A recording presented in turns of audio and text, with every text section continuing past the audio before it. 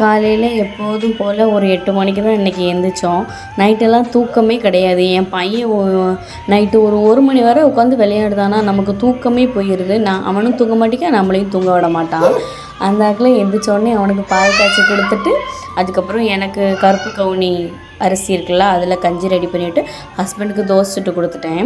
Night துணி போட்டு வச்சுருந்தேன்னா அதை காய போடலை. நைட்டு எங்கே போய் காய போட, காலையில் காய போட்டுக்கலான்னு சொல்லிட்டு ஹஸ்பண்டை வாளியோட மேலே தூக்கி வைக்க சொல்லிட்டேன்னா, அப்புறம் நாங்கள் போய் காய போட்டுட்டு செடிக்கெல்லாம் தண்ணி ஊற்றிட்டு வந்தோம்.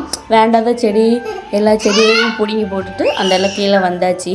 கீழே வர நல்ல மழை, திடீர்னு மழை பெஞ்சிட்டு. எப்போதுமே நான் துணி போடுறது நேரம் எல்லாமே மழை பெஞ்சிரும். அந்தக்கெல்லாம் மதிய சமையலுக்கு எல்லாமே ரெடி பண்ணியாச்சு.